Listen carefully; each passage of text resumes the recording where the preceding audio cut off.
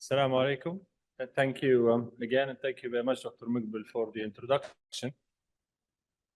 So within this interesting session of an update on multi-drug resistant organisms, I'm going to be talking about gram-negative resistance. Those of you who've attended this conference before might find that I say similar things. Not a lot changes over a year or two, but I'll do my best. And this is focused on newer agents. And newer agents, just to give you a context, many years ago, there was quite a dearth of new agents being introduced to the world of infectious diseases in general. So the IDSA took it in itself to initiate activity, to promote activity around development of new agents. And they set themselves what at the time seemed like a very ambitious target. They said 10 by 20, meaning at least 10 new agents by the year 2020. This was published in 2010. This is what actually happened. We have more than 10. We have nearly 20 since that initiative. A lot has come through. And the color codes just reflect whether these are mostly gram-negative, gram-positive, or both. But because I've been asked to talk about newer agents, I'm going to drop everything that was developed more than 4 or 5 years ago. And because I've been asked to speak specifically about gram-negatives, I'm going to focus on that. These are the agents that have been already approved, and at the very bottom, cefepime, taniborbactam is likely to be approved at some point soon. We'll come back to that later. So if we remove the gram-positive agents, these are the relatively newer agents that we've had in the last 4 to 5 years, licensed with the exception, as I said, of cefepime, taniborbactam. But when you're thinking new agents, the first thing I guess we need to ask ourselves is what exactly is the unmet need that those agents would help us address? And if we think about resistance in gram-negative and what groups of resistance are still causing us issues in our clinical practice, we could start to think extended spectrum beta-lactamase producers. But for those, we've had many very useful therapeutic agents. A lot of it is anchored on carbapenems. We also have other classes. Within those class A beta-lactamases, the other very important group are some carbapenemases. We heard yesterday about things like JES, but more importantly is KBC, or Klebsiella pneumoniae carbapenemase. As you all know, it's relatively uncommon in this part of the world. But even in terms of treatment and whether it's met or unmet need, to a large extent, KBC are not a particularly difficult type of resistance to treat, largely because we have very effective KBC or class A beta-lactamase inhibitors, things like avibactam, rilibactam, vaborbactam, all do that. The reason that the line is not entirely green is that we know that resistance to some of those agents can emerge, at least in some types of KBCs, through certain mutations. And this is particularly true KPC2, KPC3. I'm not going to say a lot about this because it's less relevant to us. Moving on to AMPC, which are class C beta-lactamases, this is where it's not uniform. It's not entirely green. We do have a lot of useful agents, especially carbapenems, and especially those class C beta-lactamase inhibitor-based combinations. But AMPC mutations, including structural mutations and mutations that lead to overexpression, do result in resistance, including to some of those newer BLBLIs. So it's not an entirely well-met need.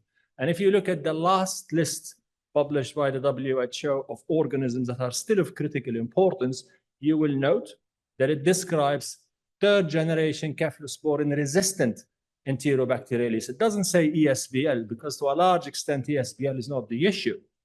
It's the volume, and it's largely those AMPC producers, hyper-AMPC producers. And then we have class D beta-lactamases. Oxacillinases are most important. For us in this part of the world, OXA48 and OXA48-like. And those, I could say, to a large extent, have been well addressed, especially with avibactam-based BLBLIs. Things start to look different when we think about multi-drug resistant Pseudomonas, especially strains that are resistant to carbapenems, and also those that are type B or group B beta-lactamase producers or metallo-beta-lactamases. Those two areas, we've made some improvement, but there's quite a bit of a shortage. And it's quite deliberate that I mixed this one with red rather than orange towards the end. So if you ask yourself again, where are the unmet needs? And if there are newer agents, then where we would rather have them active and where they would help us in our clinical practice, you would immediately say, well, it's the metallo-beta-lactamases, type B beta-lactamases, and also drug-resistant Pseudomonas aeruginosa, but also carbapenem-resistant Acinetobacter, and to some extent, Stenotrophomonas multifilia, particularly if it's resistant to cotrimoxazole. So each agent, as I introduce it to this discussion, this is what we're going to be gauging it against. Does it work against those most unmet needs? Because some agents were developed and were introduced, but to be honest with you, they don't make a lot of difference, at least to our practice in this part of the world. So back to this list, and I'll start with imipenem rilibactam. Now, we've had imipenem for a very long time. It was introduced in the 1980s. Not all carbapenems are born the same or equal. So, for example, a very important feature of imipenem is that it's less susceptible to porin loss. So when you have under expression of porins, when you close these doors, meropenem cannot get in, doripenem cannot get in, but imipenem very often, especially in Pseudomonas aeruginosa, is still able to get in and is still able to be active. So it can be a very useful agent even against pseudomonads that are resistant to other carbapenems. It also, because it's a carbapenem, it's mostly active against AMCs. So these are two very useful features when we're thinking about those unmet needs. Relibactam is a beta-lactamase inhibitor, and it's active against class A enzymes. So you're talking ESBLs and KBC, but it's not really useful a lot beyond that. What is useful, again, in our part of the world, amongst the class A, is this enzyme known as GES. It's not it's not widely disseminated outside certain regions of the world. It's mostly things like Spain, Portugal, and our part of the world. So you've got these features in imipenem and rilibactam that potentially make it a useful agent to treat things like multi-drug resistant Pseudomonas, including those that might have lost porins or maybe are overexpressing certain efflux pumps. Now, this comes together visually for you, hopefully, when I show you these kinds of data. What you're looking for is something that can work against agents that do not work at present. And this is a collection of drug-resistant Pseudomonas aeruginosa.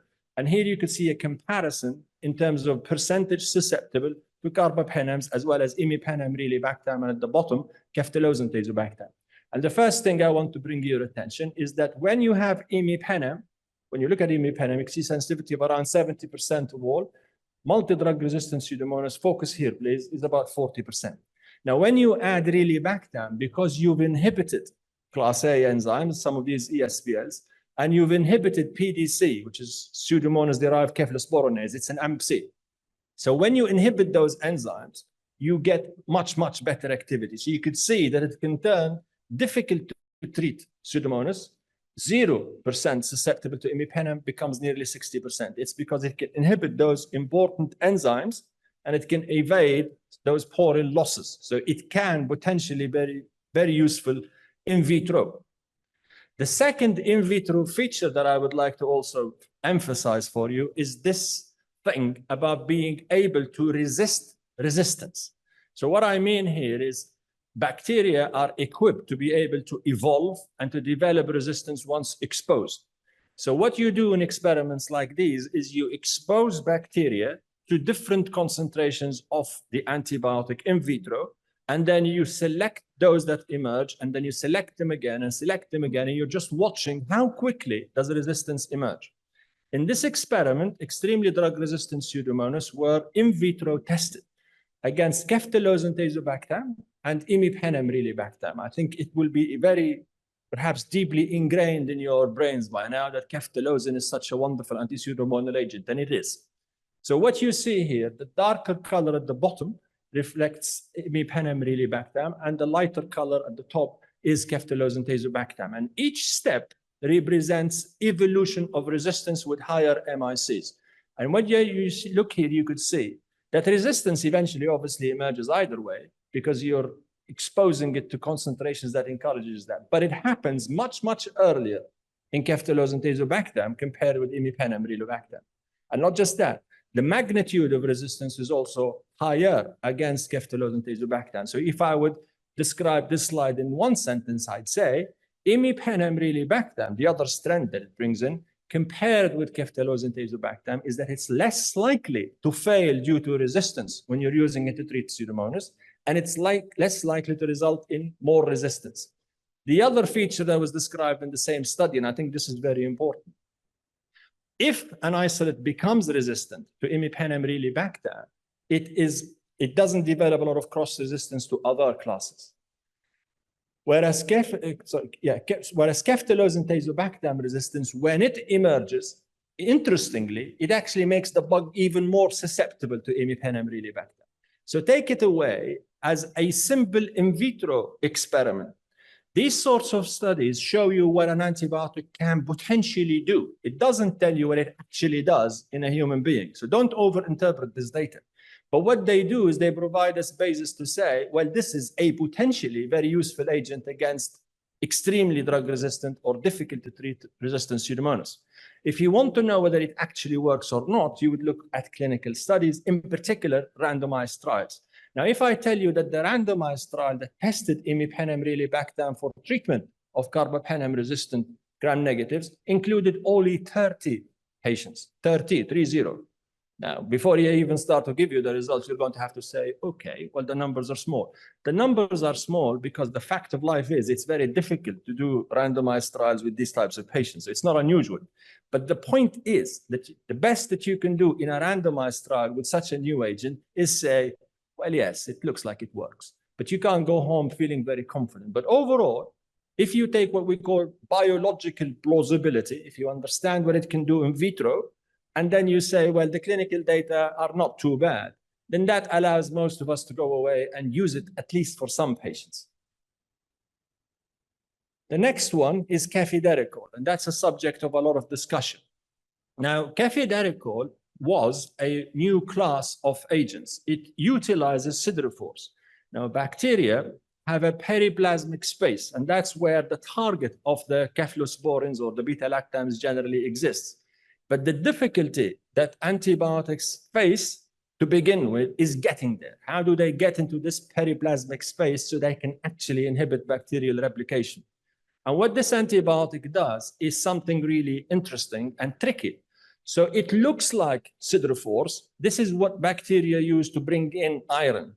So they camouflage themselves as if it was an iron carrier, and they get into the cell. And once the cephalosporin is in, it kills. And because it's able to evade this, it's active in vitro against all classes of beta-lactamases. It's active in vitro against Stenotrophomonas and against carbapenem-resistant Acinetobacter baumannii. So 10 years ago, when we started to learn about the in vitro data around cefiderocol, we were ecstatic, not just excited, because here is an antibiotic that could potentially be the answer to all of our unmet need. But just like I gave you a word of caution about what happens in vitro versus what happens in vivo or in a human, in a clinical setting, it's very important to pay attention to this. So when cefiderocol was developed clinically, it went through the usual phase 1s, phase 2s. And then in phase 3, as it is usually the case, it was shown to be non-inferior to existing agents in the typical infections, complicated urinary tract infections, and can't remember when the second one was. But the most relevant to this discussion is the difficult to treat organisms. That's where the unmet need is. So this is credible CR. So this study recruited specifically patients who had infections caused by carbapenem-resistant gram-negatives. This is where you would want to use cefiderocol. Regardless of the primary endpoint, I want you to focus on differences now on all-cause mortality in this study. 3 different time points. Anyone you look at, you'd see that overall, more patients died in the cefiderocol arm compared with the standard of treatment or best available therapy arm.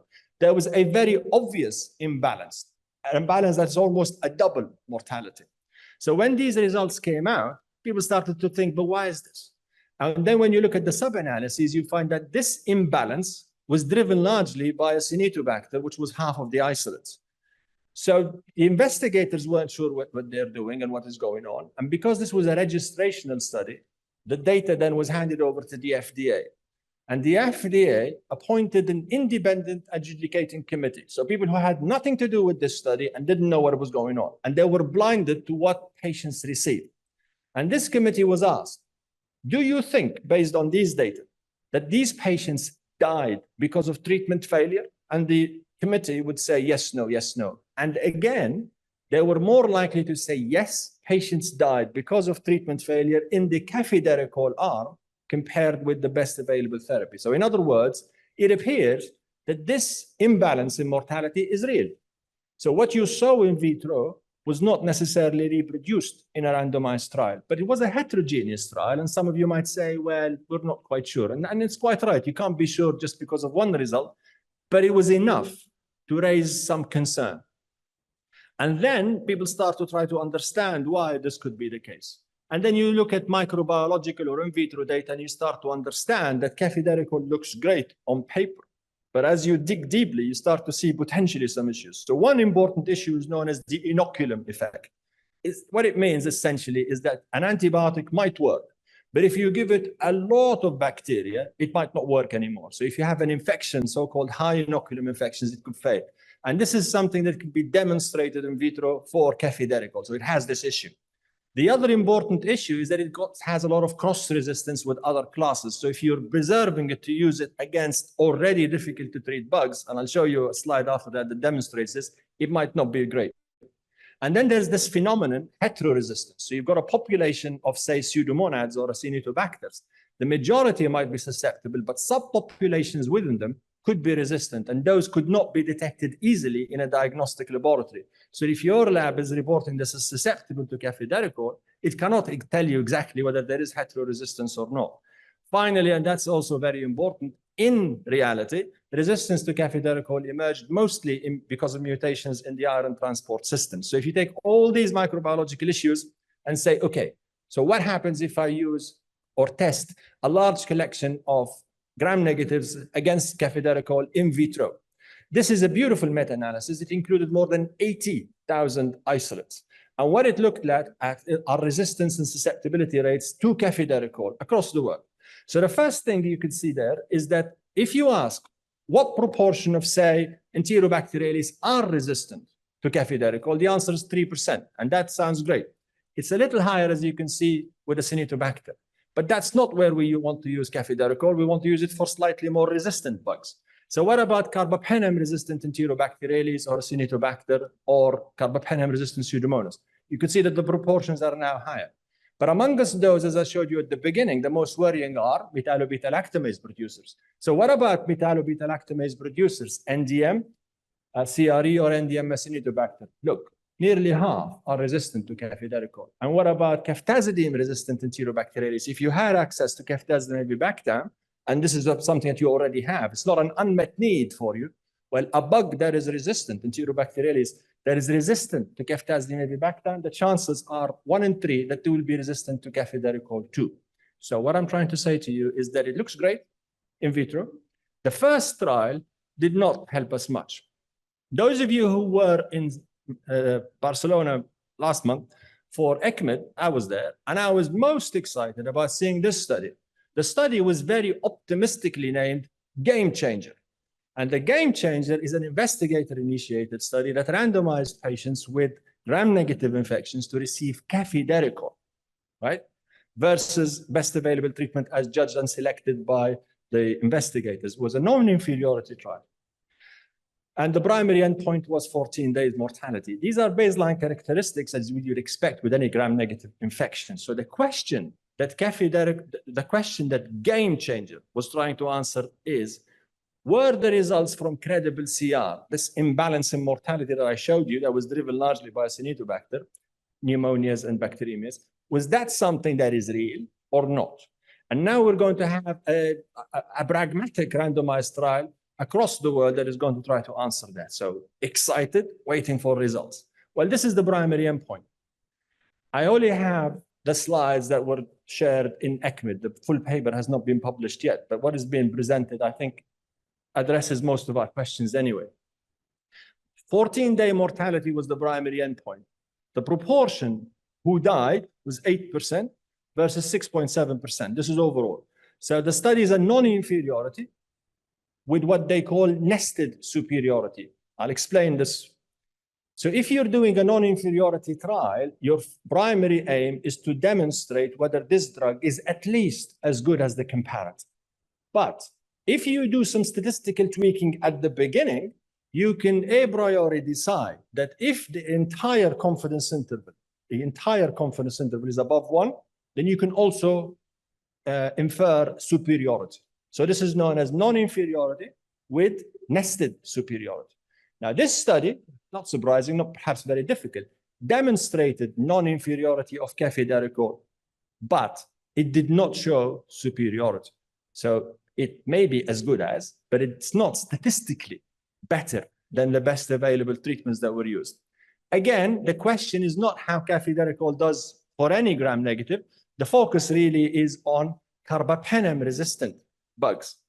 So what the investigators did here is they looked then at the set of bugs that were carbapenem-resistant. So now this is where you really have to pay attention. And if you were in that hole, this is when you start to really focus and drop your phone and your feeds, whether they're Instagram or whatever they are. Because this is where you would want to see whether cafidaricol would work. And this is where you would see whether it compares with credible CR or not. And very disappointingly, or obviously because now it's become a smaller group because it's a subset, you could see that the 14-day death, 19% cafidaricol arm compared with 7% in the standard of care. So again, a very big imbalance in mortality. So this reproduces credible CR. It gets a little confusing because when you look at carbapenem-resistant Acinetobacter baumannii, you find that now cafidaricol is doing better than the standard of care. And by the way, 1/3 of that standard of care in those bugs was colistin. It wasn't like it was a super antibiotic. So you were unable to show improvements in mortality against an antibiotic that is at best abysmal.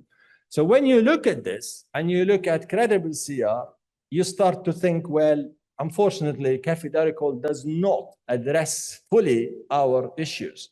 It still has a lot of issues with cross-resistance, and there's still this hanging issue about its clinical effectiveness. Now, don't interpret what I just said now as don't use cafidaricol. That's not what I'm saying. I'm just saying that if you prescribe cafidaricol to a susceptible bug, don't expect the same sort of confidence that you would have if you were prescribing a beta-lactam, a bug that is susceptible to Beptazo or whatever is your favorite beta-lactam. The point is that there are issues around cafidaricol, and Game Changer did not change the game at all, actually. The next one to discuss is sulbactam, durlobactam. I really don't know who comes up with these names. They're not designed to be easily rolling off your tongues. They're quite tongue twisters. But the point is that this is a very interesting and potentially useful agent. So it's made up of sulbactam. Sulbactam was originally introduced decades ago as a beta-lactamase inhibitor. And many of you would know it as an ampicillin sulbactam component. Sulbactam in itself has intrinsic, how many? Okay, 5 minutes. 5 minutes? Okay. Sulbactam has intrinsic antibacterial activity. And in addition, durlobactam is an extremely useful beta-lactamase inhibitor because it inhibits lots and lots of oxacillinases, not just OXA48. Very importantly, it inhibits OXA23 and 58 and others that are specific to Acinetobacter. So this is a beautiful potential anti-carbapenem-resistant Acinetobacter agent in vitro. And then it was tested. And as you would expect in these randomized trials, they focus on infections not necessarily caused by carbapenem-resistant bugs, just generally. This one is focused on Acinetobacter, resistant to carbapenems, and the patients were randomized to durlobactam or colistin, both with imipenem, and it showed superiority. And more useful, though, is that it was less toxic. So here is an agent, this is why I think this is potentially useful, that is better than colistin, not just in clinical effectiveness, but obviously, not surprisingly, is less toxic. And this is an agent that I think is likely to be seen more and more in our clinical practice. Aztreonam-avibactam is potentially interesting. I wanted to say much more than what I have time left for, so I'm going to keep it very brief. You all have had lots of experience using the homemade, the house-made, the kitchen-made combination by just giving ceftazidime-avibactam with aztreonam. The pharmacologically developed combination is different because based on optimized kinetics from phase 1 trials, the way you mix them, the amount you give and over how much time is not exactly the same. So aztreonam avibactam as a proper pharmaceutically developed combination is not the same as we were putting together in our kitchens in our hospitals. The second thing I'll say to you is aztreonam is susceptible to something known as penicillin binding tree mutations. And these are increasingly being seen. In other words, and ceftazim isn't. So in other words, and I'm trying to say too much too quickly, so I'm going to slow down. Aztreonam is susceptible to those mutations, but not ceftazidime. So what does that mean? It means that ceftazidime avibactam plus aztreonam is not equal to aztreonam plus avibactam. And so far, we already have top-line results announced from the phase 3 trials, and they seem okay, and it's already been licensed in Europe, and it may be licensed in other parts of the world. Last, penibarbactam. 1 minute? Half a minute? How much time? 1 minute.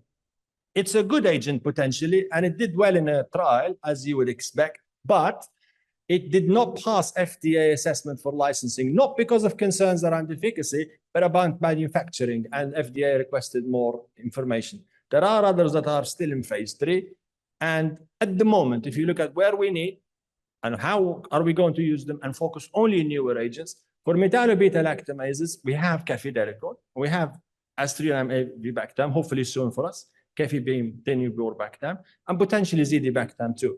And we also have options for MDRPA, CRAPS, and stenotrophomonas. You just take a picture and read it in your own time because my chairs are already upset with me. Thank you.